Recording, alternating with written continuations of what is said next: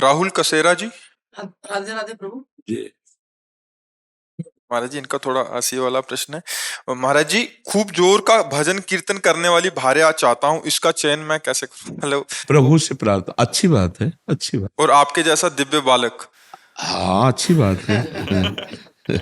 और आप वो अवस्था भी बता दीजिए कि मतलब देखो बच्चा, उतने वर्ष तक उसका पालन पोषण करके फिर उसे विरक्त मार्ग में वृंदावन। पहले दुल्हन तो मिले यार। देखो, प्रेमानंद जैसा तो प्रेमानंद है। भगवान अद्वितीय सबको बनाते हैं, कुछ ना कुछ फर्क रखते हैं, नहीं रखते? तो हमारे जैसा लड़का तो ये तो हम ही आए आपके यहाँ, तो तुम तो अभी इतनी अवस्था क्यों? अब या तो हम मरे और फिर तुम्हारे अंश से पैदा हो, तब ये बात है। तो ये तो अब होगा नहीं, क्योंकि हमको तो जाना है श्री जी के पास, अब जन्म होना नहीं। तो अब हमारे जैसा मतलब एक भक्त समझो, भक्त पुत्र पैदा हो, लेकिन हमारे जैसा भक्त पुत्र। महाराज जी, उससे पहले पत्नी तो आ जाए, आए भार्या सुंदरो सक्कू बाई जैसे। आंग तो बहुत गुरु ऊंची है। सखू बाई जैसी पत्नी हो, प्रेमानंद जैसा लड़का हो, तो फिर बाप कैसा होना चाहिए? बात ये तो देख, तुम्हारी मांग तो है जैसे, नहीं मतलब हीरे का हार हो, स्वर्ण की करधनी हो, तो रकम कितनी तुम्हारे पास? बात समझ में आ रही कि नहीं? तुम्हारा साधन बल क्या है?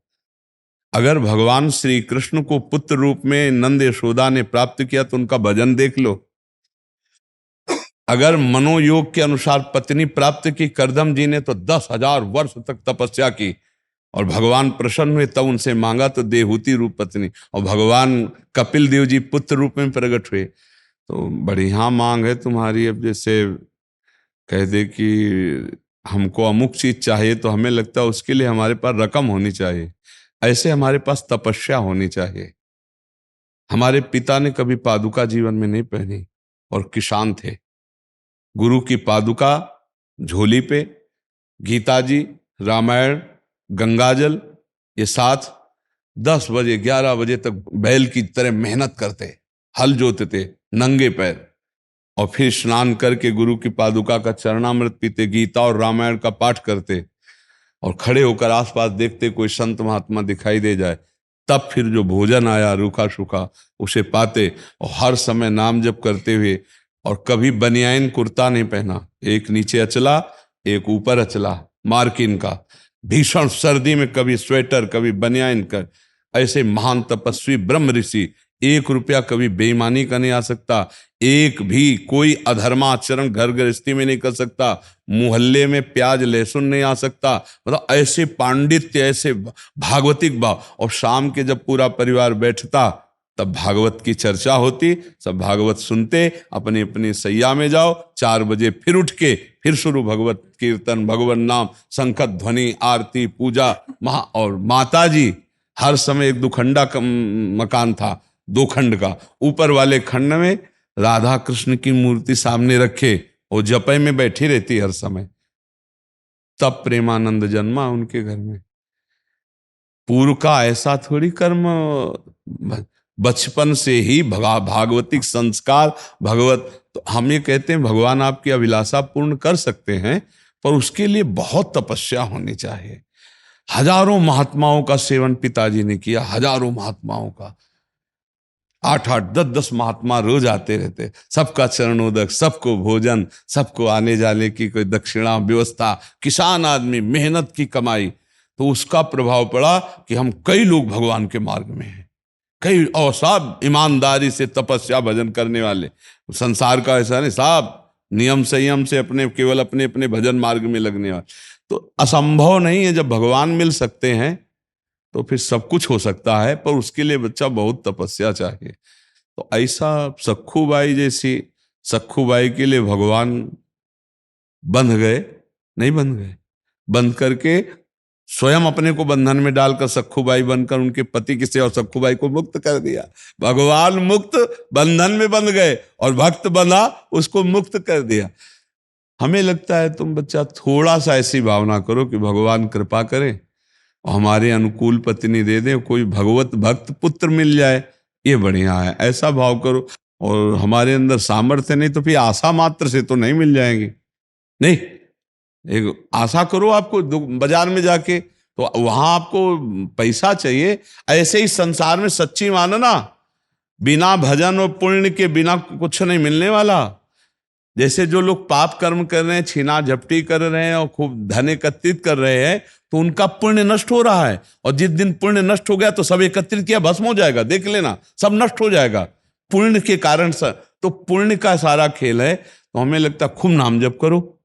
नाम जप करते हो? हाँ, खूब नाम जप करो। और भगवान से, यार हमें लगता है दुल्हन मांगने की जगह भगवान को ना मांग ले है यार, फिर मतलब घुमा के जाने से अच्छा है भगवान को मांग ले कि आप ही मिल जाओ। तो भगवान को हमें लगता है सीधे उन्हीं से मांग करनी चाहिए और उन्हीं से कहे कि आपको पता है कौन भक्त कैसा है, आप आ जाओ हमारे भावना की पूर्ति के लिए। भगवान बड़े कृपालु हैं। देखो देवकी वसुदेव जी के यहाँ, दशरथ कौशल्या जी के यहाँ भगवान ही तो पुत्र रूप में, उन्होंने कहा आप जैसा पुत्र मिले, तो उन्होंने कहा हमारे जैसा तो हम ही हैं। भगवान सबको अद्वितीय बनाते हैं। भगवान की हम संतान हैं, कुछ न कुछ फर्क मिलेगा, दिमागी फर्क, रूप में फर्क, चाल में फर्क, सोच में कुछ न अद्वितीय मिलेगा। सबको अद्वितीय मिलेगा नहीं, एक जैसा नहीं मिलेगा। कुछ एक जैसे मिलेंगे, कुछ वस्तु है, लेकिन कुछ भेद होगा, क्योंकि भगवान अद्वितीय है तो उनकी रचना भी बड़ी अद्वितीय है। कुछ न कुछ फर्क रहेगा, सब एक जैसे नहीं, उनमें स्वभाव में अंतर होगा, उनकी चेष्टा में अंतर होगा। पर बहुत जोर का भाई प्रश्न रहा। अब याद रखेंगे कि सखू बाई जैसी पत्नी मिले और प्रेमानंद जैसा पुत्र मिले, पर पिता कैसा होना चाहिए? इसमें तीनों चीजें, तुमने माता और पुत्र की बात कही, पिता कैसे होना चाहिए? राधा नाम जप करना। राधा नाम जप करो, डट के जप करो, डट के जप करो, कोई बात दुर्लभ नहीं। लेकिन मतलब अभी संसार में ये हो गया है प्रभु जी की, मतलब एक माँ जो है मतलब कि 4 बच्चों का पोषण कर सकती है, लेकिन 4 बच्चे मिलके एक माँ को पोषण नहीं कर सकते। इसलिए हम चाहते हैं कि थोड़ी भक्ता मिले, बस, और कोई डिमांड नहीं। थोड़ी भक्ता मिले ये तो चल जाता। आपने बहुत ऊंची बात कह दी ना। भावना करे तो थोड़ा सम्माननीय भावना करे। क्या भगवान मैं जैसा नीच अधम हूं, मेरे अनुसार कोई, मेरे मनोयोग के अनुसार पत्नी मिल जाए, और भगवान कोई ऐसा राष्ट्र भक्त, भगवत भक्त पुत्र के संयोग प्राप्त हो, तब तो बढ़िया बात। आपने बहुत हाई क्वालिटी की बात मांग करे तो चाह बहुत ऊंची कर दी, और माल पानी है नहीं आपके पास। तो ऐसा नहीं कि एक से एक तपस्विनी, एक से एक जितेंद्रीय साध्वी है। भगवान कृपा करे तो ऐसा भी संग मिल सकता है, पर बहुत सावधान होकर पहले खुद को तैयार करो ना। अच्छी आशा रखो, नाम जप करो, थोड़ा दंड बैठक मारो। करते हो कुछ व्यायाम? महाराज जी जब से सुना, मतलब अभी फिलहाल 10-15 दिन से, तो मतलब कि सुबह 4 बजे उठता हूँ, उसके बाद वज्रासन में तांबे के पात्र में रखे हाँ, जैसा बताया गया है। हाँ हाँ, थोड़ा व्यायाम करते हो? अब शुरू किया है? व्यायाम शुरू किया, 10-15 मिनट करता हूँ। पहले अच्छा, अगर बताओ दुल्हन ना मिले तो क्या करोगे फिर? तो फिर बाबा जी बनेंगे। अगर अगर अगर मांस मछली भी खाएगी तो नहीं करेंगे साथ। मांस मछली भी खाएगी, लहसुन प्याज भी खाएगी। वैसे आजकल जो दुल्हन तुम मांग रहे हो, भगवान ब्रह्मा जी कोई नई रचना करे हो तो हमें नहीं लगता लई तो बहुत कठिन लई। आजकल के भगवान कृपा करे, आजकल की बच्चियां बहुत और बच्चे भी बहुत ऐसे रजोगुणी, तुम्हारे जैसे सात्विक बच्चे तो बहुत कम मिलते हैं ना। तो भगवान से प्रार्थना करो, भजन करो, और अगर ब्याह ना हो तो बढ़िया बात सोचे हो, फिर भगवान के मार्ग में स्वयं चल दे, स्वयं प्रेमानंद बन जाए, प्रेमानंद में मगन हो जाए। इच्छा भी नहीं है ब्याह करने की, माता की थोड़ी चाह है, इसलिए थोड़ी इच्छा नहीं है इसकी, माता पिता चाह रहे हैं कि नहीं, माता चाह रहे हैं, पिता का ध्यान। पिता का शरीर पूरा होगा। कै भाई हो? तो बड़ा कौन है? बड़े बड़े हैं, उनका ब्याह हो गया है? हाँ तो ठीक है, तुम आप इंतजार करो, सखू बाई जैसी कोई देवी मिले, और ना मिले तो फिर भजन के मार्ग में निकल पड़ना। पर अच्छा लगा यार तुमसे बात करके, तुम सात्विक पुरुष हो, थोड़ा सा भी निर्णय करने में क्षमता कमजोर है, लेकिन आप ब्रह्मचर्य से आज से पक्का बिल्कुल ठीक से रहो ना।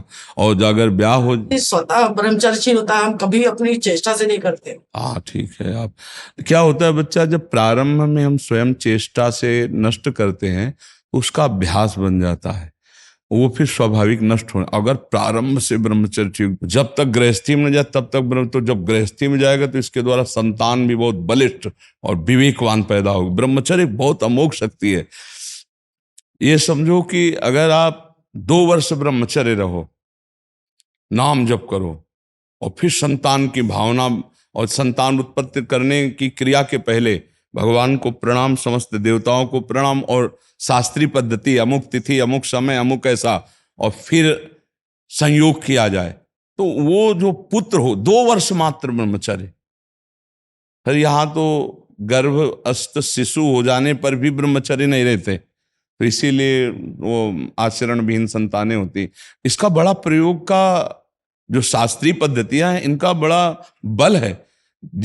जिस समय भगवान कश्यप जी ने ब्रह्मचर्य धारण करके, और विनता और कद्रु पर, तो विनता से गरुण भगवान पैदा हुए, अरुण भगवान पैदा हुए, 2 पुत्र, जो अरुण जी सूर्य के सारथी और गरुण जी हरि के वाहन, और कद्रु से भगवान शेष जी पैदा हुए, वासुकी जी पैदा हुए।